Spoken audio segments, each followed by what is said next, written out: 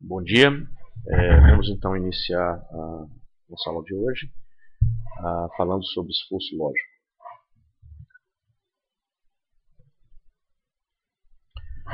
Bom, esse é um resumo da aula que nós lecionaremos hoje. A gente vai dar uma rápida introdução sobre o que é o conceito de esforço lógico, que é uma forma de calcular a capacidade de uma porta lógica de entregar uma determinada corrente. Vamos usar o esforço lógico para calcular o delay de uma porta lógica. Vamos também usar então esse conhecimento para projetar redes de lógica combinacionais de multi-estágio e ver como nós calculamos o delay ao longo do caminho desses estágios.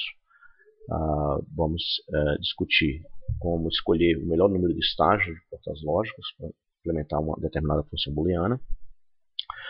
Prover alguns exemplos e prover para vocês um resumo ao final. Então, projetistas de CI, eles encontram no seu dia a dia um conjunto de desafios, tá certo?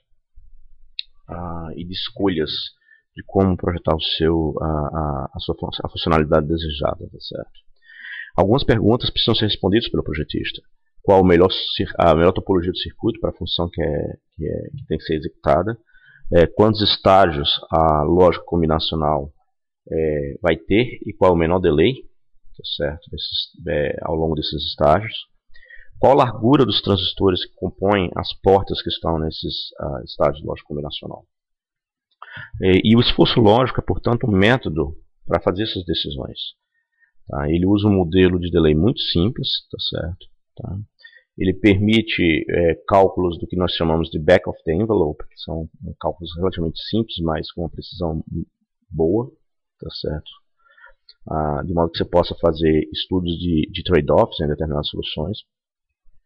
Ele permite e ajuda a fazer comparações rápidas, tá certo, entre as alternativas propostas para aquela funcionalidade.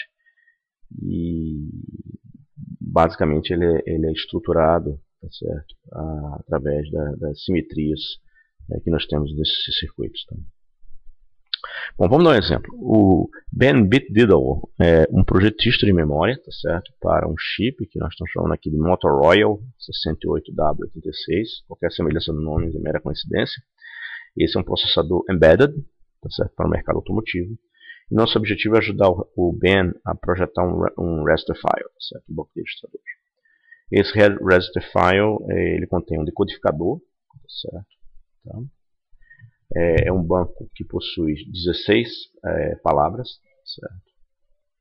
Cada palavra dessa, cada registro tem 32 bits, tá? E cada bit de entrada, tá certo? Oferece de cada registrador oferece uma carga de 3 unidades, tá certo? Unidades tradicionais de carga que nós vemos trabalhando até o momento. São fornecidos para o decodificador as entradas de endereçamento. Nós estamos falando de 16 registradores, ou seja, 4 bits de 0 a 0 e a 3. E são fornecidos tanto o valor normal como o valor verdadeiro, como o valor complementar. E cada entrada, tá certo, de endereçamento, ela tem uma unidade de carga de tamanho 10. Bom, o Ben precisa decidir quantos estágios usar na sua lógica, tá certo? Qual a largura de cada gate, tá certo, que você tem nessa lógica que vai fazer a decodificação. Então o que nós queremos projetar é a lógica que vem daqui até aqui, né, o decodificador. Qual a velocidade do que esse decoder pode trabalhar, tá certo? É uma tarefa também que o Ben tem que resolver. Muito bem, se a gente fizer então um diagrama que represente o decodificador e um registrador desse nosso projeto, nós vamos ver aqui o decodificador, tá certo, com as entradas de A0 a A3 verdadeiras e complementadas. Cada entrada tem uma carga de 10, tá certo, está na especificação. O caminho de decodificação está marcado em vermelho. E nós temos aqui então os sinais de word que vão decodificar do word 0 até o word 15, selecionando os registradores individualmente. E temos uma carga de 3, tá certo, para cada um dos bits desse registrador. Tá? Então, nossa atenção vai se concentrar então em determinar quais são os tamanhos Y e Z das portas nesse caminho, tá? Assumindo que esse caminho tem 10 de entrada de carga, possui então um inversor de tamanho 10, né? Isso foi definido pela entrada de carga, né? Esse inversor está ligado numa porta NAND, seguido de outro inversor. Nós precisamos distribuir os tamanhos da porta da porta NAND, ou seja, o tamanho Y, e o tamanho da porta do inversor, a porta Z. Observando que a saída desse inversor está alimentando uma carga de tamanho 3, tá certo? Desculpa, está alimentando 32 cargas de tamanho 3, tá? Ou seja, uma carga de 96 no total, né? São essas capacitâncias 3 em paralelo. Muito bem. Antes que nós progredimos, vamos tentar mostrar como surgiu o conceito de logical effort. Então, vamos tomar um inversor, certo? Básico nesse nosso processo de fabricação. Ele tem uma capacitância de carga CO e uma capacitância de entrada CI, não está representado aqui, né? E como é um inversor fundamental, nós temos uma capacitância 1C, tá certo, de NMOS e 2C de PMOS, né? O delay absoluto, tá certo, desse inversor vai ser a soma do delay parasita e do delay de esforço para carregar a capacitância CO. Nós podemos normalizar isso aí dividindo por 3RC, tá certo, que é a capacitância do inversor primitivo, né? Esse inversor aqui é um inversor que pode ser maior que o inversor primitivo, só lembrando isso. E na hora que nós fazemos essa normalização, nós temos D absoluto vira D, o tal parasita vira P, que é o parasitic delay, e o delay de esforço para carregar CO vira F, tá certo? Que nós estamos chamando de effort delay. Usando o conceito de Elmore delay que nós discutimos anteriormente, tá? Nós teremos então que quando uma das redes NMOS ou PMOS fechar, nós teremos uma resistência R, tá certo, tá? Né? Tanto para a rede PMOS como para NMOS, porque nós temos tempo de subida e descida idênticos, alimentando a capacitância de 3C parasita, tá certo? Tá? Então isso aqui vai dar a componente P da nossa fórmula. Em seguida, isso vai ser seguido então por uma capacitância CO de carga, tá? E esse aqui vai dar a componente F, tá certo, dessa nossa fórmula. Então, aplicando Elmore delay nisso, tá certo, tá? Nós teremos essencialmente 3 vezes um R', C', tá certo, tá? Será 3 vezes R sobre K, tá certo? Assumindo agora que eu tenho uma resistência R', tá certo, tá? Que é uma fração da resistência R, tá certo? A resistência total que a gente tem nesse nosso modelo, vezes K vezes C, né? Então a gente sabe que, só lembrando isso aqui com relação ao inversor, né? Com relação ao inversor, se você pega o inversor e multiplica a largura, tá certo, de um transistor desse inversor, quando você está fazendo isso, você está dividindo a resistência por K e multiplicando por K, de modo que os K se cancelam e você tem sempre um atraso de 3RC. Então esse atraso de 3RC básico do inversor primitivo é esse. Então não importa se eu tenho um inversor primitivo ou tenho um inversor com Ws multiplicados por K, tanto para o P como para o N, tá certo? Tá? Isso vai te dar sempre o mesmo atraso, ou seja, os inversores vão ter sempre o mesmo atraso, desde que você proporcionalmente aumente os Ws dos seus transistores do mesmo valor de K, tá certo? Então, depende do tamanho do gate, no caso do inversor, tá certo? Muito bem. Então, um atraso em um logic gate vai ser, quando nós acabamos de discutir, o D absoluto sobre D. Tá? Qualquer inversor vai ter um atraso de 3RC, nós discutimos, né? Onde o RC são os RC primitivos, né? E esse RC, esse atraso básico, do inversor básico, é 12 picosegundos em uma tecnologia de 180 nanômetros e 40 picosegundos na tecnologia 0.6 micrômetros. Tá? Desculpa. Então, o delay tem 2 componentes, que é o esforço total, né? Certo? Para carregar a capacitância de saída, e o delay parasita, as capacitâncias parasitas, certo? Então, isso nos permite, então, agora fazer um modelo final do esforço lógico, certo? Então, só voltando ao que nós tínhamos anteriormente, nós temos CO e CI, né? Recapitulando aqui, a gente consegue determinar a capacitância parasita, que ela é fixa naquela porta lógica, mas a gente não consegue determinar, precisamos saber determinar o esforço, né, para a carga da capacitância de saída. Então, eu estou assumindo que a capacitância de saída tem uma relação com a capacitância de entrada, dada por H. Tá certo? Estou assumindo que a minha capacitância de entrada é um K vezes a capacitância do inversor primitivo. Tá certo? Assumindo então que esse inversor ele vai ser escalado de K em relação ao inversor primitivo. Todas as portas PMOS e NMOS vão ser escaladas desse K. De modo que, substituindo essa equação aqui, eu consigo relacionar o H vezes o K, o que multiplica então a minha capacitância primitiva, certo? Do inversor primitivo, na capacitância de entrada dela, tá certo? E o F, portanto, como nós havíamos definido, tá certo? Seria o delay essencialmente pelo esforço de carga de capacitância CO, né? Esse delay vai ser R vezes o CO, tá? Dividido pelo delay, tá certo? Da capacitância de um inversor primitivo. E que nós sabemos anteriormente é 3 vezes R vezes a capacitância de entrada do inversor básico, tá certo? Muito bem. Então, expandindo esta equação aqui e esta no termo CO aqui em cima, nós teremos que HKCIN, certo? Tá? Dividido por 3 CIN, CIN pode ser cancelado. E nós teremos então um H vezes o tamanho, tá certo?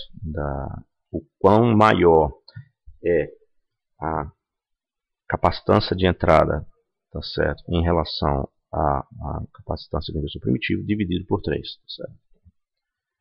E isso, então, o H, então, aqui é a relação, tá certo? Entre a capacitância de saída e a capacitância de entrada.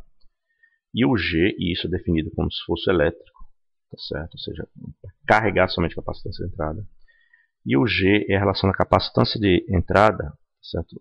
A todo de aumento da capacitância de entrada, em relação a 3, certo? Em relação à capacitância do inversor primitivo. Isso aqui nós chamamos de esforço lógico, certo? Que é uma característica da topologia da porta lógica. Muito bem. Uma vez feito isso, nós sabemos agora que o esforço para carga na capacitância depende do esforço lógico, G, e do esforço elétrico, H. E de posse disso nós conseguimos calcular o F. De posse do cálculo de F, nós conseguimos calcular o delay da nossa porta lógica, certo? Muito bem. Muito bem. Então, novamente, o esforço total, tá certo, de carga, ele depende do logical effort, tá certo, que mede a habilidade do gate de entregar aquela determinada corrente. O valor dele G é 1, tá certo? Então, e nós temos também o H, que é o esforço elétrico para carregar a capacitância de saída. Muito bem, então o esforço elétrico vai ser dado, como nós mostramos anteriormente, pela capacitância de saída dividida pela capacitância de entrada da porta, tá certo? E algumas vezes ele é chamado de fan-out, né? Porque a porta de entrada, tá certo? A porta que você está alimentando, um determinado número de portas forem iguais, e essas forem iguais à porta que você está alimentando esse conjunto, por exemplo, se você tiver um inversor, um NAND, e você estiver alimentando 2 outros NANDs, tá certo? Se você dividir o Cout que você enxerga nesse ponto para o CI, vamos supor que o caminho que você quer analisar no atraso é esse aqui. O Cout você enxerga nesse ponto pelo CI que você entrega nesse, isso vai te dar exatamente 2, porque todas as portas são idênticas, por isso que isso aqui também é chamado de fan-out. Bom, então por último, o último componente disso é Parasite Delay. Ele representa o delay da porta sem carga, né? Só lembrando isso, quando a porta não tem carga. E ela é definida pelas capacitâncias parasíticas internas, parasitas internas de difusão que você tem associadas ao teu nó de saída. Tá? Bom, então, como calcular o esforço lógico? O esforço lógico, então, por definição, é a razão da capacitância de entrada de um gate para a capacitância de entrada de um inversor que entrega a mesma corrente de saída. Tá certo? Então, a gente pode medir ele através de uma curva de delay versus fan-out, tá certo? A gente vai discutir isso um pouco mais para frente. Ou estimando através de uma contagem das larguras dos transistores. Então, por exemplo, nesse caso aqui, a capacitância de entrada é 3, né, que nós conseguimos chegar aqui. Então, dividindo essa capacitância, capacitância de saída aqui, tá certo? Então, é 3, CO, 3, né, porque ela tem mais ou menos a capacitância dos gates, a capacitância de difusão nesse vértice, né? E a capacitância, perdão, desculpe, não é exatamente isso, é uma confusão. A capacitância de entrada desse gate aqui é 3, né? Você somando os valores aqui. E o inversor primitivo, tá certo? É o mesmo que essa porta, porque ela é um inversor primitivo, também vai dar uma capacitância de entrada de 3. Então, se você pegar 3 e dividir por 3, você vai ter então que o esforço lógico do próprio inversor primitivo é 1. Com relação ao NAND, a capacitância vamos analisar uma entrada, nós temos aqui a entrada seria essa, a capacitância de entrada aqui é 4, e o inversor primitivo que entrega a mesma corrente, como ela vai ter resistências idênticas, né, ao inversor primitivo, tá? Tanto para NMOS como PMOS. O inversor primitivo entrega a mesma corrente, tem capacitância de entrada de 3, que é o anterior, então nós dividimos em 4 por 3, nós vamos ter o esforço lógico do NAND. Com relação ao NOR, pegando uma entrada, a capacitância vista de entrada vai ser 5, tá certo? E novamente, como as larguras desses transistores foram projetadas de modo a entregar a mesma corrente, de modo que as resistências para ground e VDD sejam as mesmas no inversor primitivo, o inversor primitivo que entrega essa mesma corrente é novamente essa porta aqui no começo. Então, dividido pela capacitância dessa entrada dessa porta, nós vamos ter 3. E aí, 5 dividido por 3 será uns 5 terços. Isso dá o esforço lógico do NOR. Bom, nós podemos fazer isso para várias portas, né? XOR, XNORs, NANDs, NORs, Tri-State, MUXs. E podemos observar que o esforço lógico ele varia com o número de entradas, né? E dá para imaginar isso, o porquê. Considere, por exemplo, o NAND. Tá certo? Vamos considerar o exemplo do NOR, um pouco mais claro. Então, o NOR, você vai ter vários transistores NMOS em paralelo na rede NMOS, tá certo? Tá? Na saída. Então, vamos assumir que nós tenhamos N. Então, essa capacitância parasita, tá certo? Aqui em cima você vai ter uma série de transistores em série, né? Essa capacitância parasita vai ser dada pela capacitância de difusão aqui do último transistor aqui, PMOS, em cima, que é 2, mais essa capacitância tá, vai ser dada por 2, mais pela capacitância de difusão de todos esses, dos drenos de todos esses transistores NMOS em paralelo. Tá, então nós estamos falando de cada um vai ter uma contribuição de 1, não é isso? Tá certo? Cada um desses será uma contribuição de 1. E essa contribuição, então, a soma dessas duas capacitâncias vai nos dar 3. Tá certo? E nós estamos falando de... nós teremos 3N, né? Nós temos N portas aqui, perdão, N transistores, são N entradas nessa porta NAND. Tá? Mais 2, não é isso? Certo? E perdão, desculpe, N, né? Porque cada um contribui, cada um desses transistores NMOS contribui com 1. Então nós estamos falando então de N mais 2, é a capacitância que nós vamos ver aqui na saída parasita, né? tá certo? E isso aqui nós vamos estar dividindo por perdão, desculpe, né? Aqui tem uma análise que não está muito interessante. A capacitância de entrada dessa porta, né? Tá certo, tá? Vai ser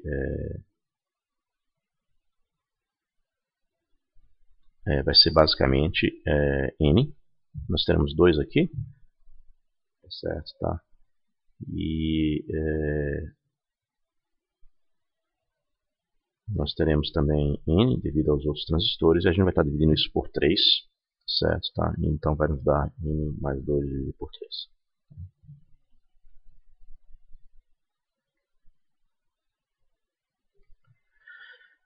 Muito bem.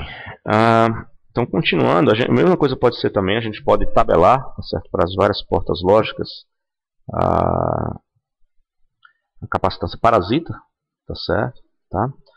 E considerando em múltiplos da capacitância parasita do inversor primitivo, que é 1, certo? Tá? Isso também vai depender das entradas, tá certo? Tá, ok. Bom, agora vamos tentar observar como varia o nosso delay como função do esforço elétrico, tá? Parametrizado pelo esforço lógico. Tá? Então, no fundo, a gente sabe que isso é uma constante, mas que F varia com GH. Então, nós temos que entender como ocorre a variação de delay como função do esforço elétrico, H, e do esforço lógico, G. Então, tomando como referência, tá certo, um inversor, então é essa curva daqui que nós estamos analisando, tá certo? Nós vamos ter nessa curva, tá, um delay parasita básico, né, dado pelo P, certo? Que ele é 1, né, no caso do inversor. E nós sabemos que o esforço lógico do inversor é 1. Isso vai nos dar então o nosso delay, que é G vezes H mais P, tá certo? Vai ser então o G é 1, P1, então nós vamos ter H mais 1. Então, essa função H mais 1 está representada exatamente por essa linha reta, né? À medida que aumenta o H, que é o esforço elétrico, tá certo? Você vai tendo um aumento linear, tá certo, do seu esforço global, do seu delay total D, tá certo? Então isso se torna uma função linear.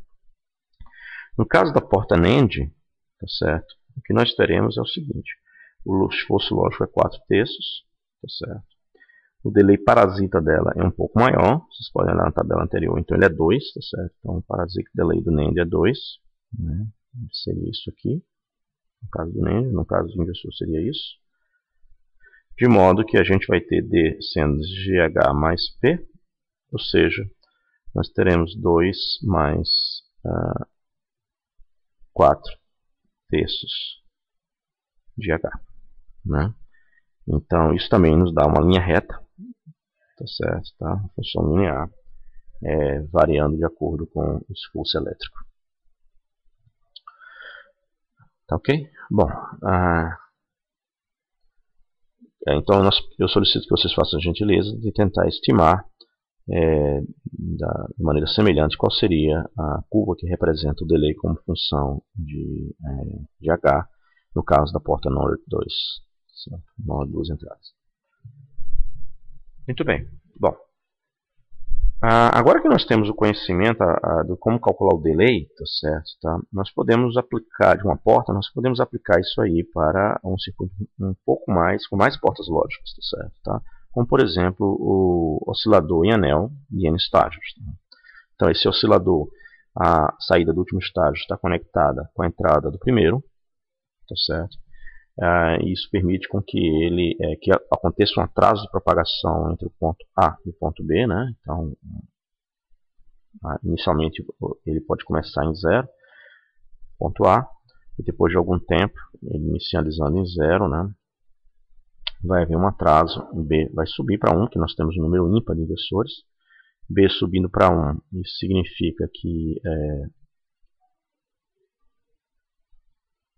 subindo para 1 significa que o A também vai subir para 1, certo? Depois de algum tempo, tá certo? O B desce para 0, tá certo? Tá? Né? O A vai descer para 0, tá certo? E isso se repete, tá? De modo que meio período corresponde ao delay de todo essa sequência de inversores, tá certo? Tá? Muito bem. Então, qual seria o esforço lógico, tá certo, de um inversor desse? Então, ele tem um inversor primitivo, tem esforço lógico de 1. O esforço elétrico é 1 também, porque o esforço elétrico H é dado por essa capacitância dividido por essa capacitância de saída dada pela entrada, e como nós estamos ligando inversores todos entre si, então as capacitâncias de entrada e saída são as mesmas, então H seria 1. O delay parasita, tá certo, nesse caso também é 1, estamos falando de um inversor primitivo, de modo que nós teremos P como sendo dado por GH mais P, né, é o delay dessa sequência. Então, jogando os números acima, nós teremos que isso aqui tem 2. E a frequência da nossa oscilação vai ser 1 vezes o período, né? Ora, o período vai ser dado por quê? Nós temos um período 2 vezes o atraso, né? Nós falamos aqui que era o atraso de uma cadeia dessa, tá certo? Tá? De inversores era meio período, então o período integral vai ser 2 vezes o número de inversores que nós temos, tá certo? Vezes o delay de cada um deles. Bom, em fazendo isso, a gente substituindo 2 que nós obtivemos aqui, nós vamos ter 1 sobre 4n, é o delay do oscilador em anel. Tá? Esse oscilador em anel, tá certo? Para ter um estágio, né? Temos que ter um número ímpar, tá certo? Em um processo de 0,6 microns, vai nos dar uma frequência de 200 MHz. Ok? Bom, vamos agora partir para um outro exemplo, né? Nós temos aqui um circuito chamado Fan-out of 4, né? Inverter. E nesse circuito nós temos um inversor alimentando 4 outros inversores, e esse atraso é um atraso bem padrão na indústria, então ele consegue dar uma referência para os projetistas, tá certo? Tá? De modo que o FO4 inverter, o delay dele é usado como parâmetro para a comparação do delay de vários outros circuitos. Então, no caso do FO4, o esforço lógico é 1, o esforço elétrico, então o esforço lógico é 1, porque nós estamos falando estamos olhando essa porta, falando em inversor primitivo. O esforço elétrico vai ser a capacitância, você vê na saída. O Cout aqui, no fundo, ele vai ser 4 vezes, certo? A capacitância do primitivo de entrada, que nós estamos falando que nós estamos alimentando 4 inversores, elas vão ficar em paralelo, tá certo? Tá? Então, isso se dividir pela capacitância de entrada, que é 1, nós vamos ter H, então o H vai ser CO sobre CI, que é igual a 4 sobre 1. O delay parasita, ele vai ser dado dessa porta é 1, nós conhecemos, né, porque nós estamos falando de inversor primitivo, tá certo? E o nosso delay vai ser dado por P igual a G vezes H, 1 mais 1 vezes 4, ou seja, o delay do FO4 é 5, tá certo? Muito bem, ele é 5 vezes mais lento que o inversor primitivo, né? Bom, esse delay FO4, tá certo? Ele, como eu disse, ele serve para dar uma referência, tá certo? Tá? De um delay de um circuito um pouquinho mais complexo, tá certo? Em várias tecnologias. Então, no caso de 0,6 micrômetros, ele vai dar um delay de 200 picosegundos, de 180 nanômetros, um delay de 60 picosegundos, tá certo? E de um processo F de microns, ele vai fornecer um delay de F sobre 3 nanosegundos. Tá? Tá ok. Bom, agora que nós sabemos calcular o delay de uma porta individual, tá certo? Como é que seria o problema de estimar o delay de uma rede de portas lógicas, né? Tá certo? O delay, só lembrando, ele é estimado como sendo o delay em um caminho, né? Nós temos um conjunto de portas lógicas e você tem um caminho, tá certo, que alimenta uma capacitância Cn.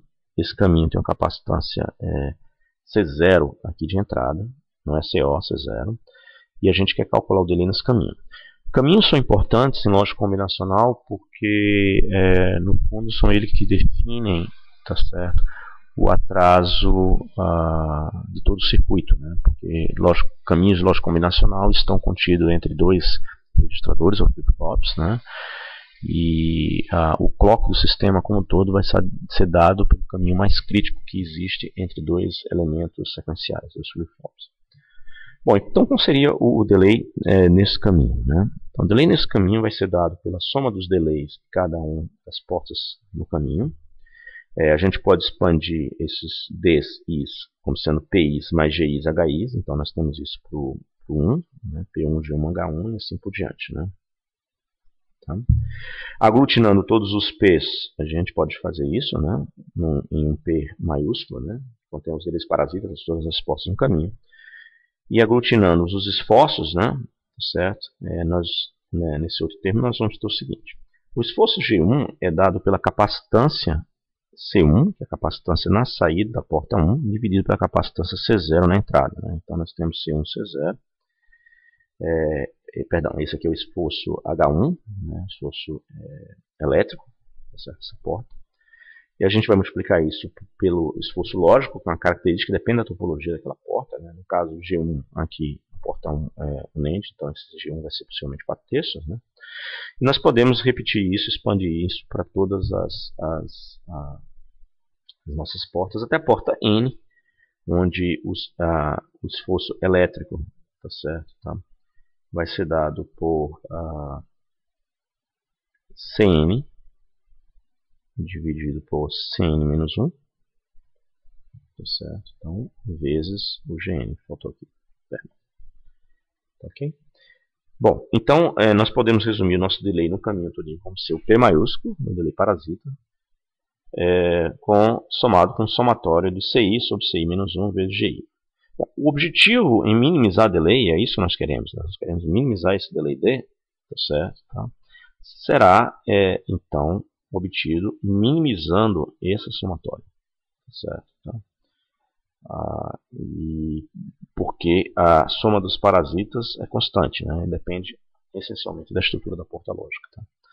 Bom, posteriormente a gente vai partir para a tarefa de minimizar esse termo, né? Que envolve as capacitâncias intermediárias no estágio e multiplicações delas pelos esforços lógicos de cada um estágio. Mas para que nós possamos chegar e realizar essa minimização, a gente precisa definir uma série de conceitos novos com respeito ao delay no caminho, certo? Tá? Então vamos definir esse conceito e depois, posteriormente, a gente volta então para a minimização. O primeiro conceito que nós vamos definir é o que nós chamamos de esforço do caminho, tá certo? Ou seja, path effort. Esse esforço do caminho chamado F, nós vamos definir, isso aqui é por definição, tá certo? Tá? Como sendo o produto dos esforços de cada uma das portas no caminho. Você vai dizer, bom, por que a gente está definindo? Nós estamos definindo isso e outros conceitos mais para frente, para que a gente possa usar essas definições naquela minimização do delay que nós discutimos anteriormente. Bom, então o esforço no caminho é dado pelo produtório, né, dos FIs, tá? Expandindo os produtórios FIs nos seus componentes, que são o esforço lógico e o esforço elétrico, os Gs multiplicados pelos Hs, nós podemos aglutinar os Gs, tá certo? Tá? As multiplicações dos Gs, os esforços lógicos, e separar também, aglutinando o esforço elétrico. Então isso nos traz duas novas definições. Nós vamos definir um G maiúsculo, tá certo? Seria um esforço lógico no caminho, tá certo? E um H maiúsculo, que seria um esforço elétrico no caminho, tá certo? Muito bem. Uma vez fazendo essas definições, nós podemos encontrar uma fórmula, tá certo? Que relaciona o G minúsculo e H minúsculo de cada uma das portas sob o ponto de vista um pouco mais global, né? Você tem um F maiúsculo, que é o esforço total do caminho, tá certo? Path.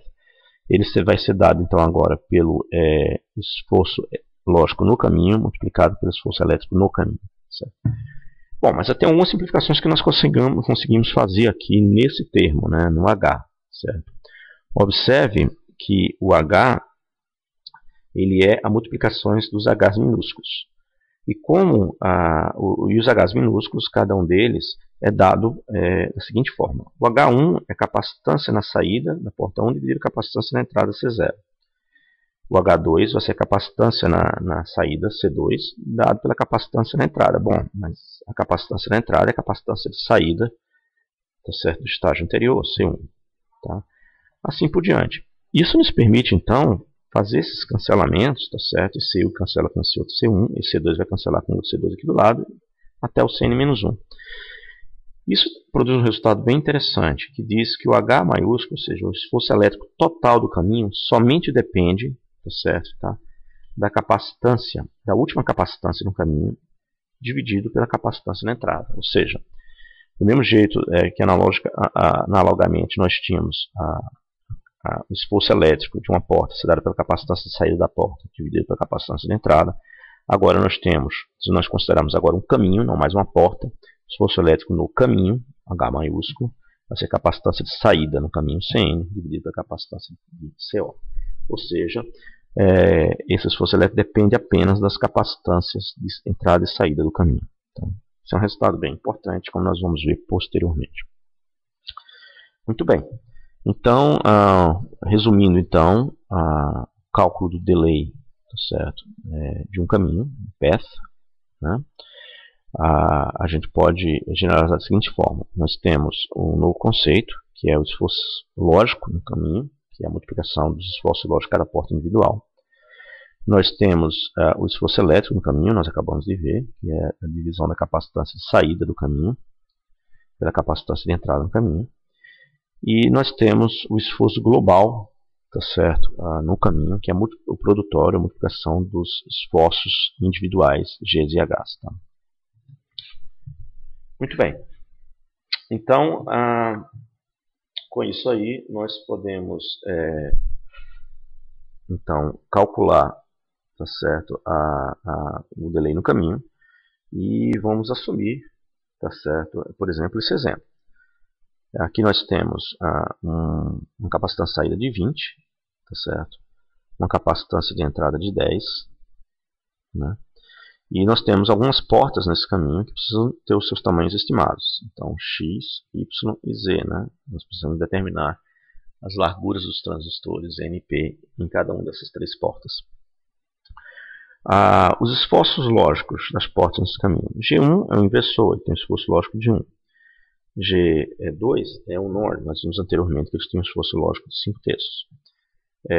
G3 é um AND, ele tem um esforço lógico 4 terços, nós calculamos anteriormente. Por último, a última porta no caminho é inversor, G4 ele tem um esforço lógico de 1. Os esforços elétricos vão ser dados então pelas capacitâncias de saída dividido pela capacitância de entrada. Bom, a capacitância de saída aqui é 20 para a porta 4, né? E a capacitância de entrada vai ser dada pela capacitância, vai ser dada pelos tamanhos dos Ns e Ps, né? Soma dos tamanhos dos Ns e P para uma determinada entrada. Ou seja, vai ser o próprio Z. Então, H4 é 20 sobre Z. Fazendo a mesma coisa, a capacitância de saída dessa porta, a capacitância de entrada do estágio seguinte, ou seja, Z, dividido pela capacitância de entrada dessa porta, da terceira porta, no caminho, que é a soma dos tamanhos dos transistores Ns e Ps, ou seja, Y, eu estou definindo como Y. Então, H3 é Z sobre Y. E nós podemos continuar fazendo isso aí, de modo que H2 vai ser Y sobre X, tá certo? E por último, o esforço elétrico da primeira porta vai ser dado por X, né, sobre 10. Muito bem. Tá, agora vem uma outra pergunta, né? A gente calculou quem era G grande, esforço lógico no caminho, esforço elétrico no caminho, e agora definimos, né? São todas definições, tudo isso aqui são definições, tá certo? Tá? E definimos F como sendo G vezes H, né? Então a pergunta que a gente tenta colocar agora é o seguinte: a gente pode realmente afirmar que F é igual a G vezes H para qualquer circuito? Tá? Vamos ver um caso aqui que mostra que ainda está nos faltando algo, certo? E que esse algo faz com que essa resposta seja não. Tá? Vamos ver aqui. Temos aqui um circuito, né, que nós temos um caminho que a gente quer calcular o delay. esse circuito tem uma capacitância de saída de 90, capacitância de entrada de 5, né? Tamanho da porta na entrada aqui, né? Capacitância da porta de entrada. E 2 inversores, tá? Esse e esse.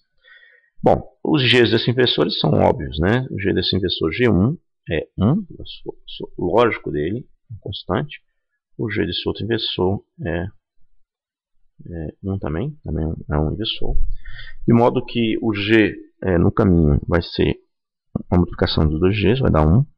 O H no caminho vai ser a capacitância de saída, 90, dividido pela capacitância de entrada, 5. Isso nos dá 18. O G vezes o H vai ser, então, portanto, 1 vezes 18, vai ser 18. O H1, né? O H1 vai ser dado pela capacitância aqui na saída da porta, 1. Bom, essa capacitância na saída da porta que você está vendo, na realidade, não é dada somente pela capacitância da porta de baixo, mas também da porta de cima. Então, se nós não considerarmos a porta de cima, imaginarmos que H1 somente, então, vai ser dado pela capacitância da porta de baixo, dividido pela capacitância da porta de cima. Perdão, desculpe. Vai ser dado pela soma dessas duas capacitâncias. Então, isso aqui vai ser 15 mais 15, que é a capacitância de saída, dividido, vai nos dar 30, né? Dividido por 5. Isso vai ser 6. O H2 vai ser a capacitância de saída 90, dada pela capacitância de porta 90, dada pela capacitância da porta 2, ou seja, nós estamos falando só dessa, né? Capacitância de entrada dessa porta. Né? Isso aí vai ser 15. Então nós vamos ter 90 sobre 15. Que dá 6 também. Né? Ok?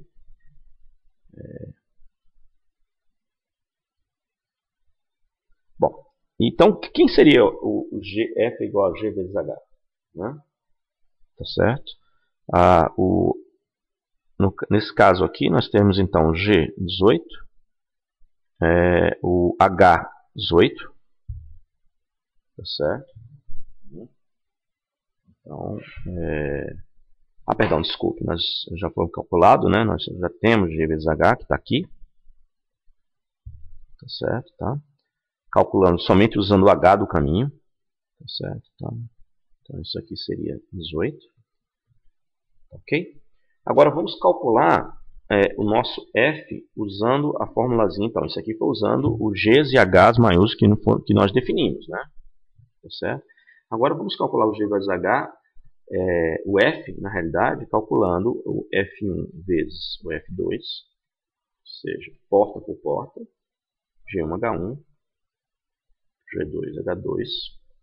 Isso vai nos dar, então, o quê? Vai dar G1 vezes G2, vai ser 1, né? Tá certo? Tá? G1 vezes G2 será 1. E o H1 vezes o H2, tá certo? O H1 seria 90 sobre 15, tá certo? Tá? 90 sobre 15, estou fazendo individualmente em cada porta, tá certo? Tá? 6 vezes o H2, 6, isso vai nos dar 36. Ora, 36 é 2 vezes maior, observem, 36 é 2 vezes maior que 18. Ou seja, se nós calcularmos com as portas separadamente, tá certo? Tá? Esquecendo que existe uma capacitância adicionada a esse nó pela porta que faz um branch de cima, tá certo? Fazemos isso, o F vai dar 36, tá certo? E se nós considerarmos então um G vezes H, tá certo? Considerando a capacitância que está fora do caminho, nós vamos ter um F de 18. Bom, então a pergunta não dá basicamente, tá certo, tá, para afirmar que F igual a G vezes H. Está faltando mais alguma coisa que diz respeito a outra porta que não está no caminho, mas que adiciona uma capacitância, tá certo? Tá? Então, para que nós possamos escrever algo como F igual a G vezes H, nós temos maiúsculos, né? Nós temos que adicionar algo aí, tá certo? Tá? Para que efetivamente a gente possa calcular, tá, o F adequadamente, porque O valor verdadeiro deveria ser este, né? Muito bem. Então, isso foi o que nós discutimos, tá certo? Tá? Vamos agora, então, entender o que está faltando, tá certo? Para corrigir a fórmula F igual a G vezes H. Tá. Vamos repetir, então, aquele pequeno circuito que nós tínhamos, né? Só considerando inversores aqui.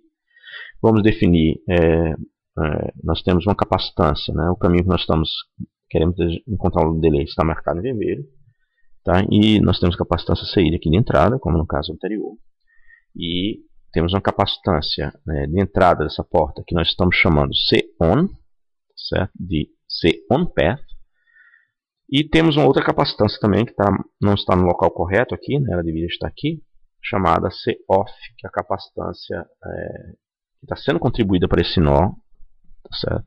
Esse nó está no caminho, né? Mas essa capacitância de uma porta que está off-path. Tá? Muito bem.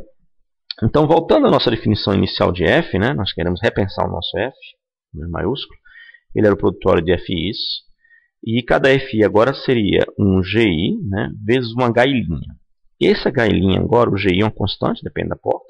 Mas a HI', nós queremos modelar esse novo HI' como sendo um H que leve em consideração capacitâncias que estão off-path, né? Então vamos calcular esse HI', certo? Aqui em cima. O HI', tá certo?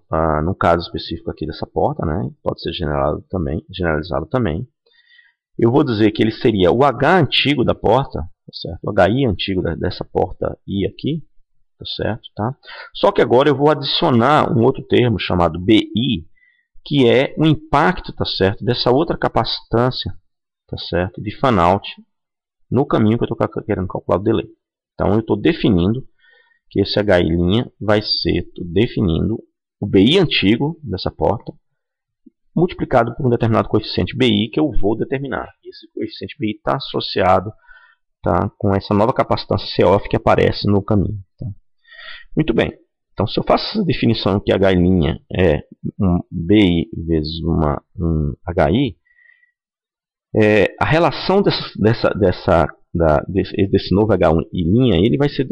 Então, qual é de fato o valor dele? É a soma dessas duas capacitâncias C-on e C-off, certo? Dividido pela capacitância de entrada CI. Tá? Então, agora eu não estou mais calculando... pegando a capacitância de saída como sendo também somente no caminho, mas estou adicionando o CO. Né? Bom, se nós então sabemos que HI' é C-on mais o CO, que é o termo neutro que aparece aqui dividido por CI, esse meu BI, que é quem eu quero efetivamente calcular, tá certo? Tá? Ele vai ser calculado como? Bom, o HI é o esforço elétrico no caminho, então vai ser dado por C-on dividido por CI, nós já conhecemos.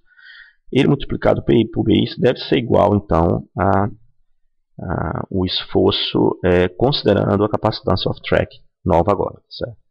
Bom, em se fazendo isso, lembre-se que a gente quer calcular o BI, a gente pode cancelar então o CI, passar esse termo aqui para baixo, tá? E o nosso BI vai ser dado pela soma das capacitâncias na track e fora da track, fora do path, né? Dividido pela capacitância no path. Bom, se nós imaginarmos que temos portas idênticas aqui, todas as portas aqui são idênticas, tá certo? Esse novo termo vai ser o fan-out, né? Porque essas capacitâncias C-on e C-off vão ser as mesmas e vão ser iguais à capacitância C-on, de modo que C-on mais C-off dividido por C-on, neste caso, vai ser 2. Tá certo? Ou seja, vai ser duas portas que estão fanning out desse vértice aqui. Né? Então, esse BI, nós estamos chamando ele agora, definindo o nome dele, de Branch Effort, é o esforço para você fornecer corrente, não mais para uma capacitância de saída, mas uma capacitância de saída no caminho e todas as outras que estão naquele branch. Tá certo? Tá? E ele também pode ser chamado se todas as portas forem idênticas de fan-out. Muito bem. Então, expandindo agora esse nosso HI' que nós definimos, nós temos que o novo F vai ser GI, BI, HI, tá certo? Nós podemos, como fizemos anteriormente, aglutinar esses termos, aglutinar os BIs, aglutinar os GIs e aglutinar os HIs. e definir agora um novo nome para esses produtórios dos branch efforts no caminho B, né? B maiúsculo, de modo que agora nós temos uma fórmula final que a gente pode efetivamente dizer que é verdadeira, que F é igual a G BH. Tá?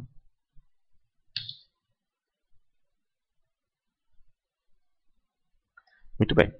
Bom, então agora nós definimos o branch effort, certo? Tá? Para cada uma das portas lógicas, né? Tá certo? Estamos definindo também que o B grande vai ser o produtório BI, e o HI, o BH grande vai ser o produtório dos HIs, e nós temos essa nova fórmula que é fundamental para cálculo dos delays em caminhos. Tá?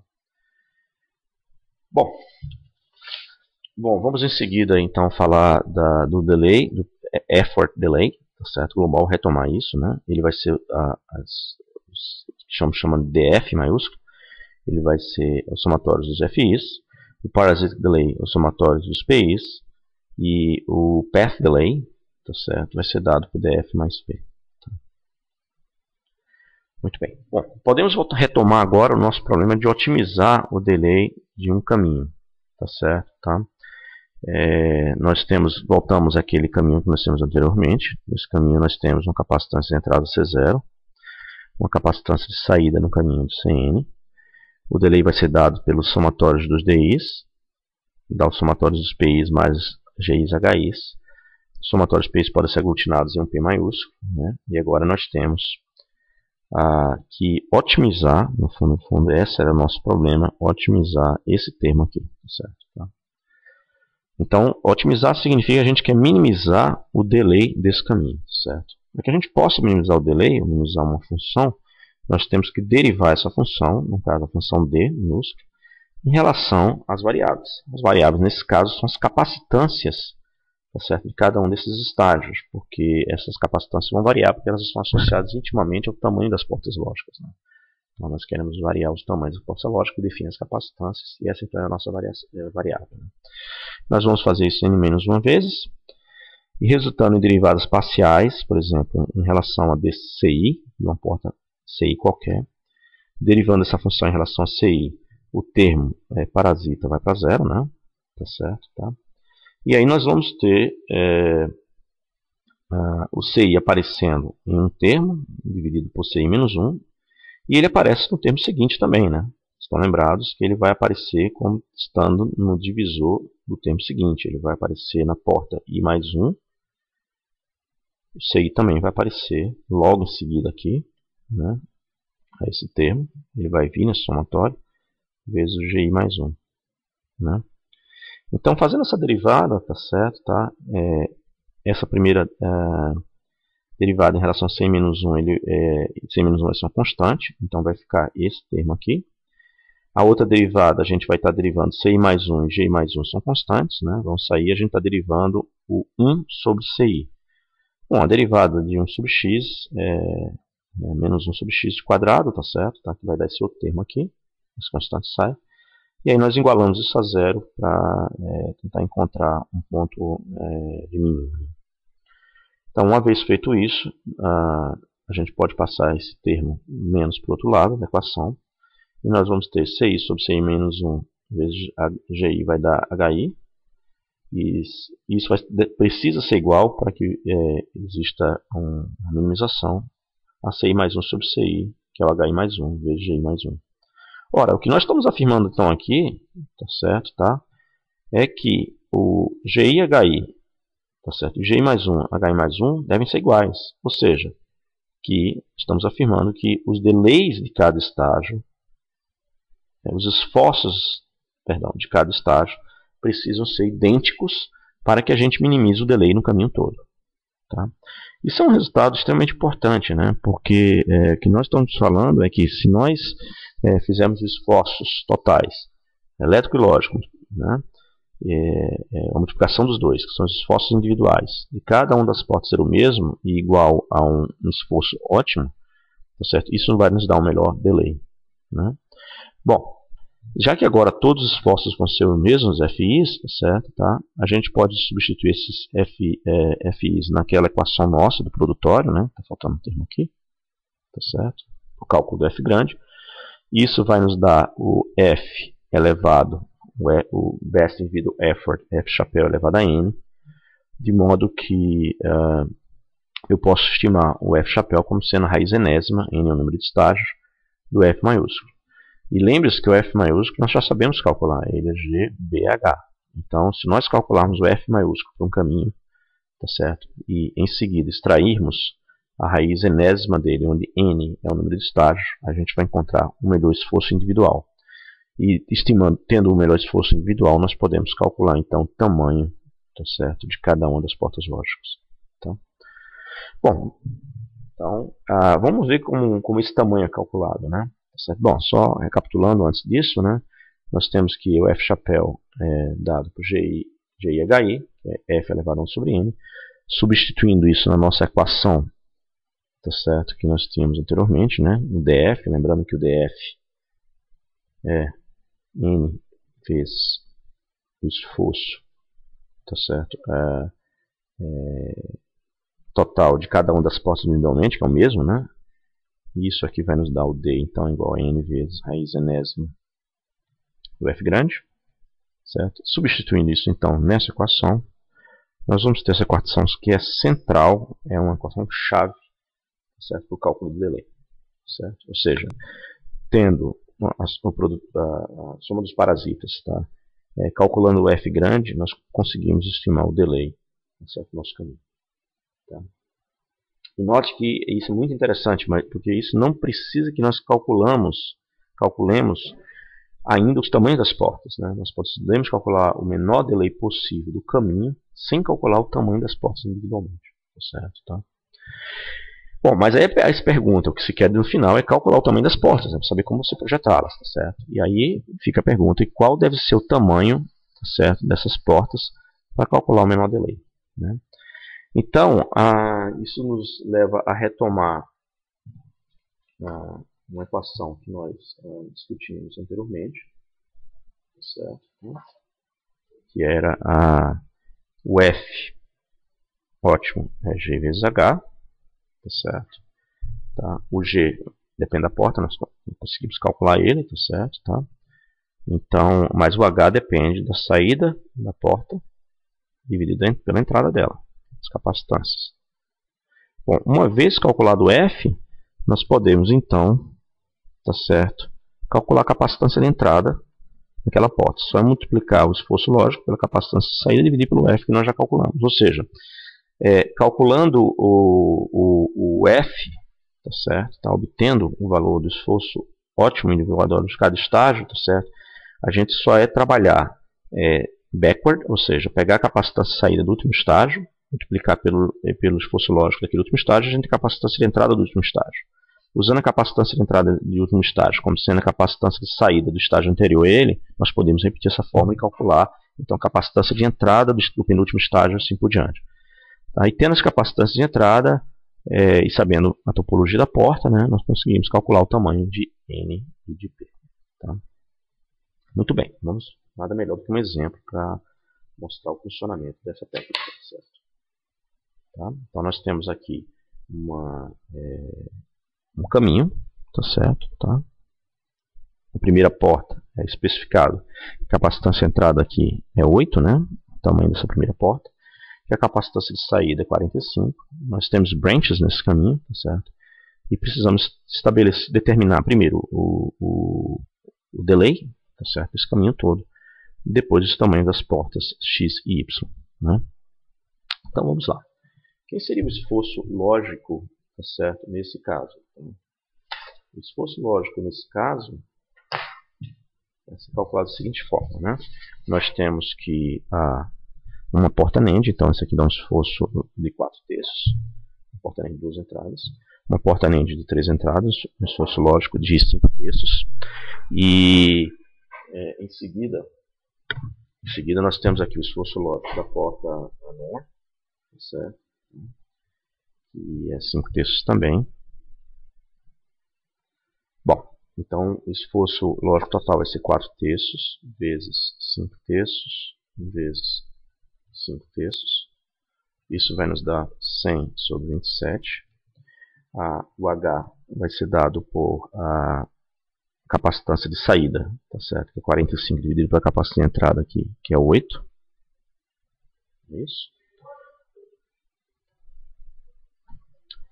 O branch effort, nós temos que calcular o branch effort. Nós estamos falando aqui dessas portas, são todas idênticas aqui, né? Certo, tá? De modo que o nosso branch effort vai ser 3, é o fan-out, basicamente. O branch effort nesse outro caso aqui, tá certo? É 2, tá certo? Tá? É o fan-out também. E nós temos então isso igual a 6, multiplicação B grande. O F grande é G vezes B vezes H, certo? Então, GB vezes B vezes H vai dar então 100 sobre 27 vezes 6 vezes 45 sobre 8. E fazendo algumas simplificações aqui, 9 assim por diante, né? Aqui tem 2, 4, nós vamos ter 125. Perdão. Muito bem. O F chapéu vai ser raiz do número de estágios no caminho. Nós estamos falando de 3 estágios de F maiúsculo. Isso vai dar raiz cúbica. 125 é igual a 5. E o nosso delay parasita. O delay parasita dessa porta é 2. Basta olhar a tabelinha dessa 3, dessa 2. Nós vamos ter 2 mais 3 mais 2. Isso é igual a 7. De modo que o delay total ele vai ser dado por P mais P maiúsculo, né? Mais ele vai ser dado por número de estágios vezes F chapéu mais P maiúsculo. Isso aí vai ser basicamente 3 estágios vezes 5 F chapéu mais 7, ou seja, 22. Tá?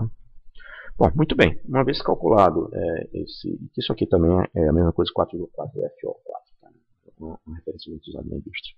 Uma vez feito isso, agora nós podemos calcular os tamanhos das portas X e Y. Como eu falei, nós vamos trabalhar backward, certo? Né?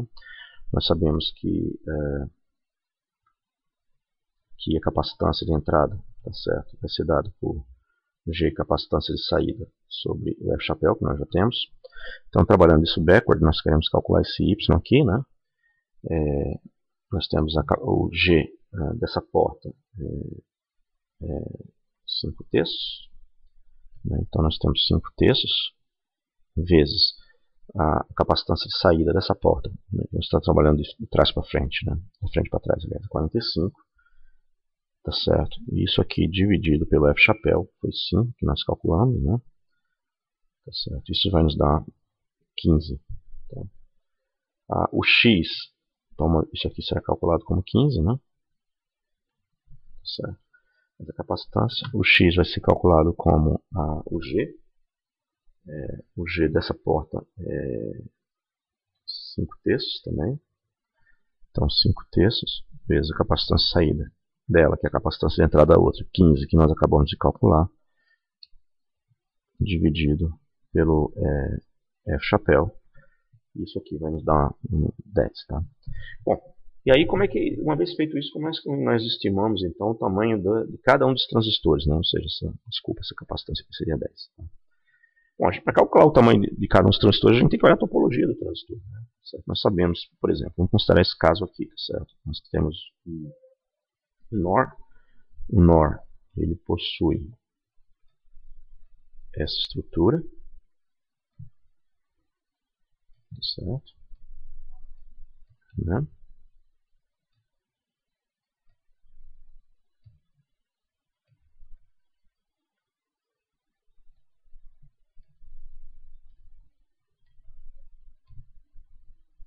Tá? E para efeito das resistências estarem equivalentes à resistência do solo primitivo, a gente sabe que essa resistência tem que ser R sobre 2, você vai estar somando duas delas, né? Isso implica que o tamanho aqui essa porta vai ter um tamanho P, tá certo? Tá? B equivalente a ela aqui também, tá certo? Tá? Mesma entrada. Vai ter uma resistência R. Isso é uma porta tamanho N. Tá? Mas, uma vez que essa resistência R sobre 2, é R sobre 2, tá? E ainda considerando o efeito de mobilidade, nós sabemos que o P tem que ser 4 vezes N. Certo? Né? Porque 2 são somente responsáveis para compensar a mobilidade, a duplicação do tamanho desse transistor. E você tem que dobrar ele mais uma vez, tá certo? Para poder fazer uma resistência R sobre 2 que some com outras R sobre 2 e dê uma resistência de R para VDD. Então, uma vez feito isso, a gente sabe que para uma determinada entrada que nós estamos aqui trabalhando com a B, tá certo? O tamanho desses transistores será então N mais P.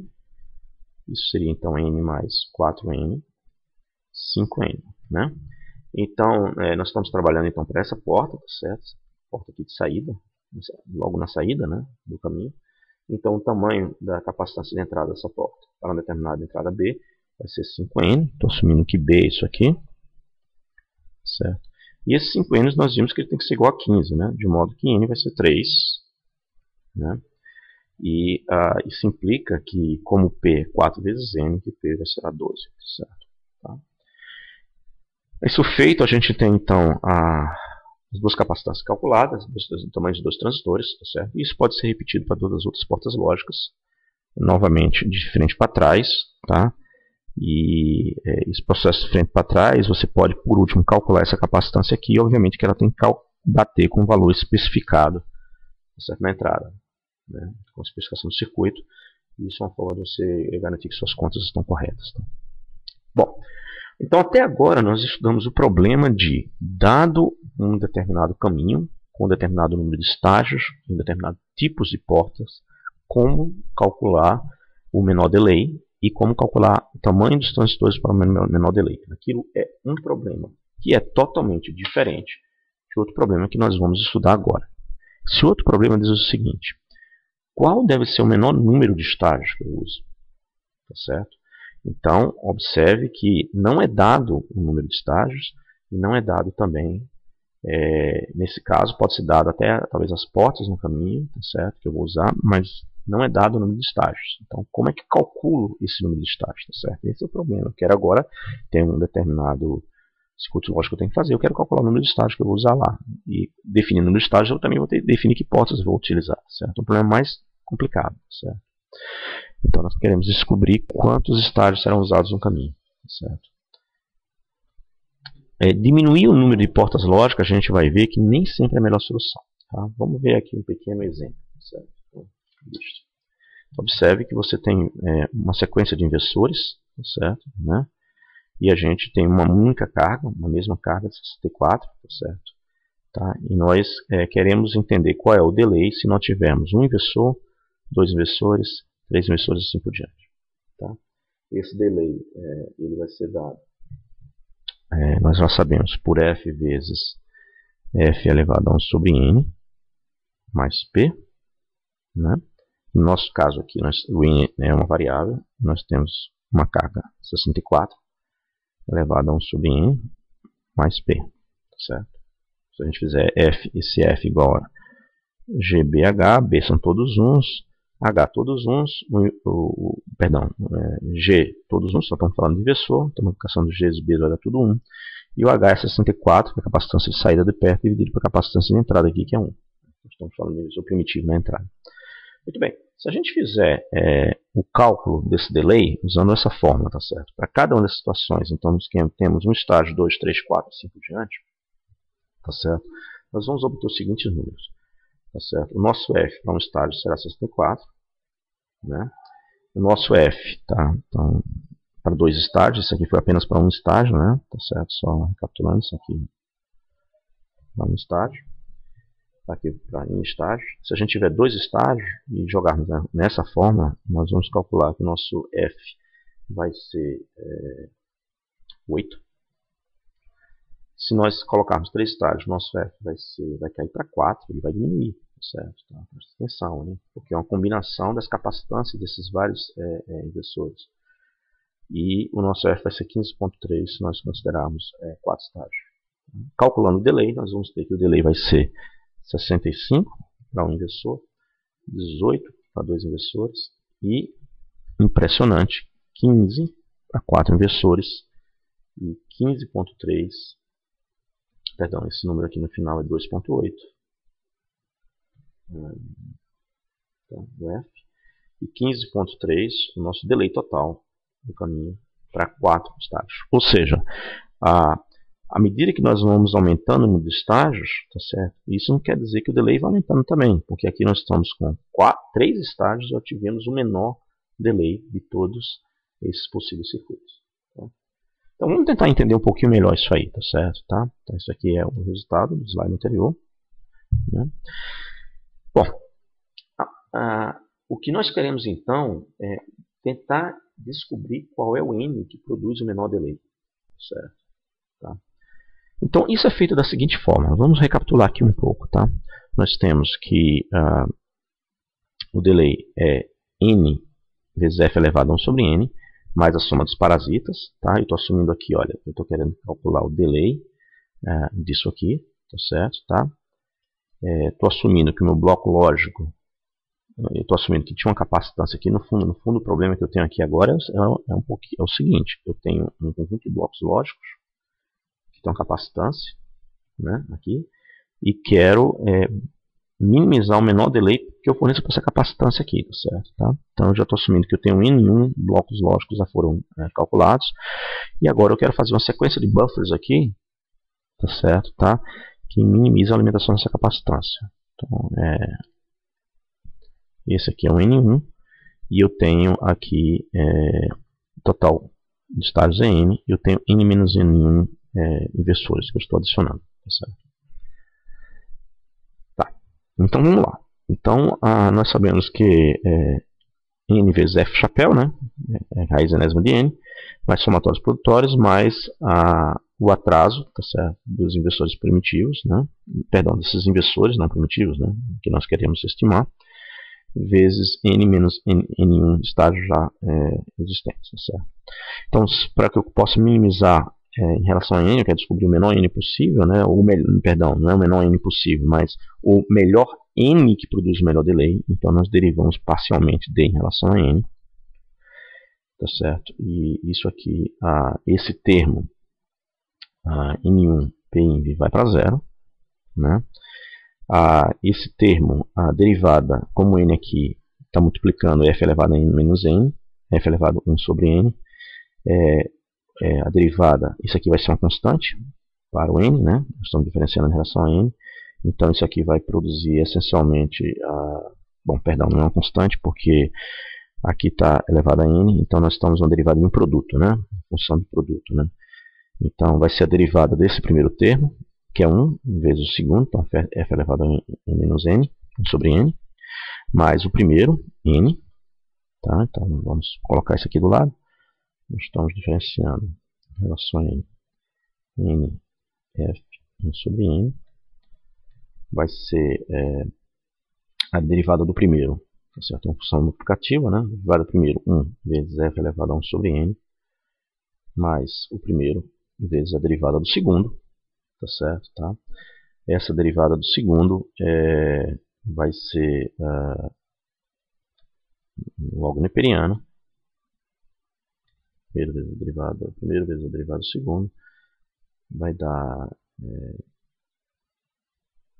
F elevado a 1 sobre N, logo neperiano, e F elevado a 1 sobre N, tá certo? Vezes 1 sobre N, né? Esse N tem um negativo aqui, certo? Esse N vai ser cancelado, e nós teremos então esse outro termo daqui. Tá?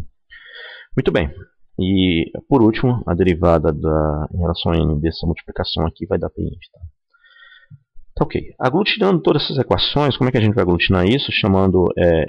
Criando uma nova variável e colocando F elevado a 1 sobre N como sendo essa nova variável ρ, nós teremos essa equação. Tá certo? Essa equação tem que ser resolvida em relação a ρ, para que nós possamos calcular um melhor número de estágios. Tá certo? Só recapitulando aqui, bom, tudo bem, vamos continuar. certo? É a equação que nós precisamos resolver, só que essa equação não tem uma solução fechada analítica, certo? Então, a primeira aproximação que nós podemos fazer para ela é negligenciar as capacitâncias parasitas, μ que é zero. E se nós fizermos isso, nós vamos encontrar que o ρ tem que ser 2.178, certo? Tá? Para uma capacitância, estou negligenciando a capacitância parasita do inversor. Para uma capacitância parasita de 1, assumindo 1, a gente pode resolver ela numericamente para 3,59, tá certo? Então, a solução para negligenciar a capacitância parasita C0, tá certo? Tá? Vai nos dar isso aqui. A gente some com esse ρ, logo na perene de ρ vai dar 1, então ρ fica sendo a base logarítmica neperiana. Tá? Muito bem. Tá. Agora a questão que se pergunta é o seguinte, olha, nós tivemos que fazer algumas aproximações aí, tá certo? Mas será que essas aproximações vão fazer com que a gente cometa algum erro? Certo? Então vamos tentar estudar a sensitividade do delay, tá certo? Considerando o menor número de estágios. Então vamos normalizar, assumindo que nós conseguimos resolver aquela equação analiticamente e que ela vai te dar um melhor número de estágios n chapéu. Tá? E aí vamos escolher o n, que é um n aproximado, e dividir pelo menor número melhor número de estágios n chapéu. Tá certo? Então, a gente pode colocar isso no eixo x, tá certo? E no eixo y nós podemos plotar o delay, tá certo? Tá? O melhor delay possível, considerando um número de estágio n aproximado, e dividir isso aí pelo melhor delay possível, considerando a solução exata daquela equação analítica. Certo? Tá? Bom, traçando esse gráfico, a gente vai estar testando o quão se eu escolher um n que se aproxima do n chapéu, tá certo? Tá? O quanto vai variar o meu erro no meu delay. Tá? Então, fazendo isso aqui, a gente observa, tá certo, que a variação em torno, tá certo, no entorno se eu escolher n's que fujam um pouco do n chapéu, tá certo, você vai ter uma variação relativamente pequena, tá certo, do delay que você está calculando. Tá? Então, ou seja, se o nosso ρ for escolhido entre 6, note que isso aqui não é n, tá certo? Tá? Esse é o ρ. O ρ é raiz enésima do f, tá? Ele depende dessa forma com n. Se a gente escolher um ρ entre 6 e 4, tá certo? A gente vai estar se aproximando de 15% do delay optimal, tá certo? Né? Do melhor delay possível, tá certo? E a gente pode fazer uma escolha arbitrária, tá certo? No caso desse nosso curso aqui, tá certo? Que a gente não está trabalhando com solução, está trabalhando com solução razoavelmente precisa. Para nós, 15% de magia é razoável, tá? E mesmo circuitos comerciais durante muito tempo as pessoas trabalhavam com essa margem de erro, elas davam uma folga em termos dos tamanhos dos transistores para trabalhar com essa margem de erro e escolhiam arbitrariamente um ρ de 4, tá certo? Tá? Que vai estar dentro dessa margem de erro de 15%. Tá? Bom, então, voltando, assumindo então que a gente vai ter um ρ de 4, tá certo? A gente pode calcular qual seria o nosso n. Tá? Então a gente vai ter que f elevado a 1 sobre n é o ρ, que é 4. Certo? E isso vai nos dar, tomando o log da base 4 em ambos os lados, a gente vai ter 1 sobre n log na base 4 de f igual a 1, e simplifica n igual a log na base 4 de f.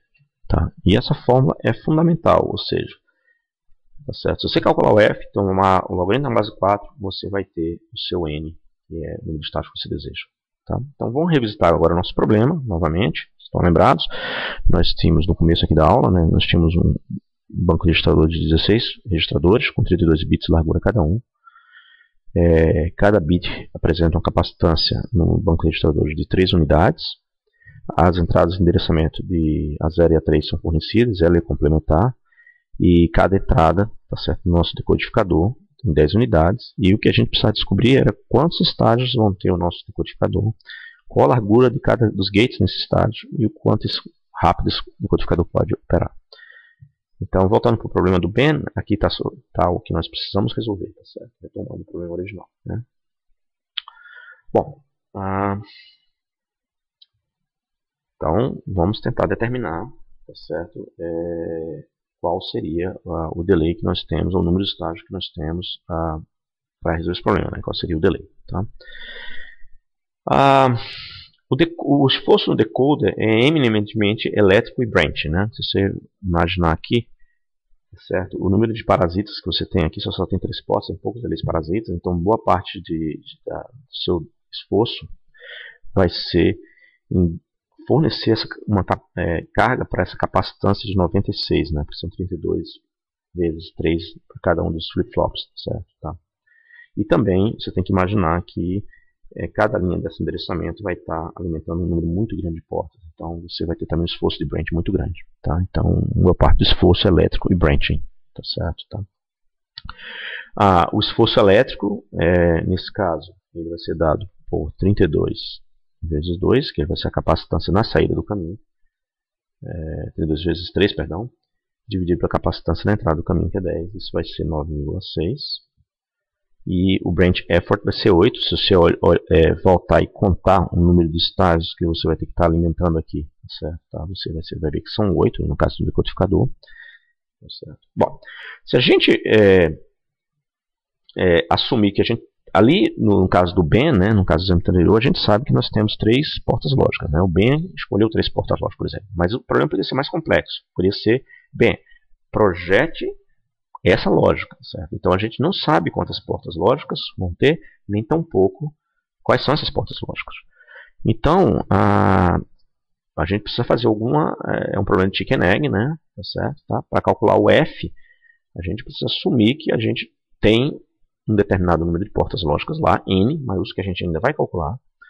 Só que o produto, o que nós podemos assumir, tá certo? Tá? Que a gente não pode, tem que assumir algo, tá certo? É que o esforço lógico total dessas portas no caminho vai ser 1. Por quê?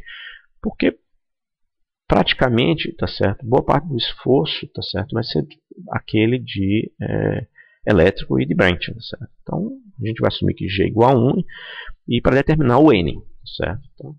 Então nesse caso, tá certo? O nosso path effort vai ser dado por GBH. A gente assumiu que G é 1, então nós vamos estar falando de 1 vezes B8 vezes H 9,6. Isso aqui vai dar um effort total de 76,8. Tá? A gente sabe que o nosso N é log na base 4, tá? E F, então esse log base 4 de 76,8 vai ser igual a 3,1. Ou seja, o nosso N seria 3,1. Bom, mas o N é o número de estágio. Então a gente tem que fazer uma aproximação, porque ele não vai ser fracionário. Então vamos assumir que o nosso N é 3. Nós vamos ter 3 estágios. Certo? Assumindo que o Ben não tinha aquela solução inicial. Tá certo? Muito bem. Vamos tentar então ter uma solução com 3 estágios. Bom, aí o Ben, com essa solução de 3 estágios, ele escolheu, então, aquela combinação de inversores, tá certo, com NAND com inversor. Tá? Então ele chegou naquela combinação depois de ter definido quantos estágios ele teria. Uma vez fazendo isso, agora a gente pode refazer nossa conta, tá certo? Tá? Sem a nossa, basicamente fazendo nossa conta novamente, tá certo? A gente vai ter então os Gs, tá certo? Né? O G foi 1. Né? Vezes nós estamos perdão, agora nós assumimos antes que o G era 1, mas agora nós temos que assumir os G verdadeiros, né? Porque o G agora ele já escolheu, fazendo a hipótese de G igual a 1 para o caminho inteiro, ele já escolheu quais são as portas, esse inversor seguido desse NAND seguido desse inversor, e agora ele pode refazer a conta com os valores reais das portas dos Gs reais que ele escolheu, certo? Então 6 vezes 6 sobre 3 vezes 1, isso vai nos dar 2. O F vai ser GBH, isso vai nos dar 154. O F chapéu vai sair raiz cúbica, né, do F grande, isso vai nos dar 5,36.